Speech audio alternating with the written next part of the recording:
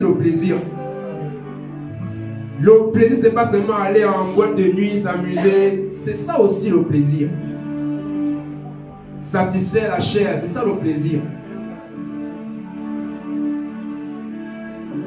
Et j'ai compris par cette expérience que personne n'est arrivé. J'ai compris que non, personne n'est arrivé. Personne. Quand on ne se séduit pas, personne n'est arrivé. On est en train de lutter. On lutte. Et la question qu'on se pose, qui va arriver? Qui va arriver?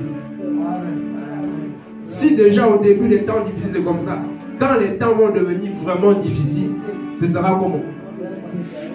Que vraiment le Seigneur nous prépare. C'est pourquoi on a besoin de demander au Seigneur, Seigneur, prépare-nous. Pas seulement nous, mais tout le corps de Christ. Si vous appelez plusieurs frères et sœurs, même ailleurs, ils vous diront que les mêmes problèmes que vous vivez actuellement, ce sont les mêmes problèmes qu'ils ont. Amen. Beaucoup vous diront non, la prière, non, c'est chaud, frère. Beaucoup vous diront non, la méditation, frère, non, je ne comprends plus rien. C'est chaud. Et nous devons nous encourager mutuellement dans la prière. Priez pour que le Seigneur nous encourage. Priez pour que le Seigneur nous fortifie. Et je profite pour vous dire, priez beaucoup aussi pour nous. On a besoin de vos prières. Parfois quand on se tient là, parfois on prêche, on se dit, le pasteur là, non, lui il est trop fort. Non, vraiment, les responsables là, eux, est-ce qu'ils ont des problèmes? Priez pour nous. Portez-nous en prière.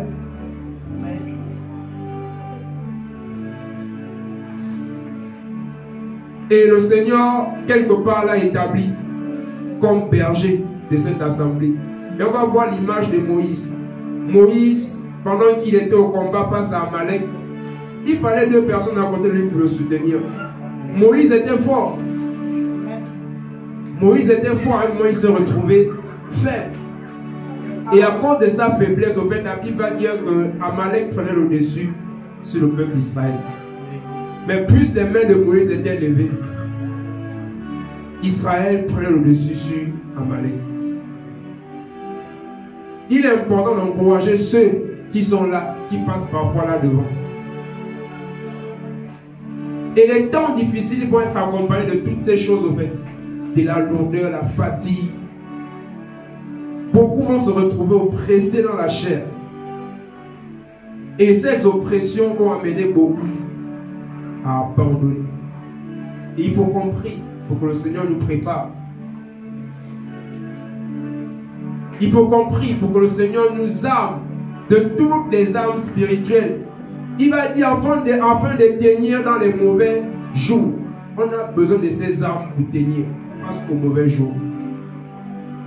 Je crois que c'est dans Ephésiens 6, les armes spirituelles. Ephésiens 6, non? 6 ou 7. Ephésiens 6. Le Seigneur va dire, armez-vous de toutes les armes. Et par ces armes-là, nous pouvons résister dans les derniers jours. Et on a besoin de la grâce du Seigneur. On a besoin également de prier le Seigneur pour que le Seigneur nous prépare par rapport à cet homme. Vraiment, ce sujet de prière m'a encouragé. Et j'ai compris qu'on doit vraiment prier pour que le Seigneur nous prépare.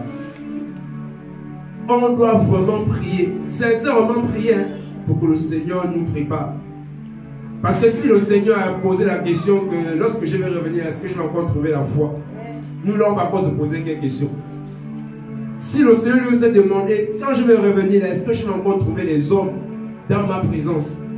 Est-ce que je vais encore trouver les gens en train de prier, en train de chercher ma face, en train de jeûner? Est-ce que je vais encore trouver ça? Il va dire à Jean et Jacques sur la montagne, il va dire, vous n'avez pas pu prier avec moi 1 heure. 1 heure seulement, ils n'ont pas pu prier. Il se posait la question par ça que, est-ce que quand je vais revenir là, là où je vous laisse seul là, je suis avec vous. Physiquement, vous n'avez pas prié 1 heure. Mais spirituellement, il est toujours avec nous. Mais il va poser la question, mais là où je vais là, et je vais revenir, est-ce que je vais encore vous trouver dans la foi? Parce qu'il savait.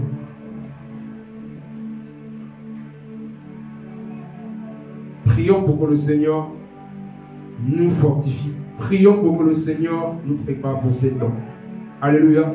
On va encore lire 1 Timothée 4, verset 1er au verset 3. 1 Timothée 4, verset 1er au verset 3. 1 Timothée 4. 1 Timothée 4, verset 1er au verset 3. La Bible va dire: mais l'Esprit dit expressement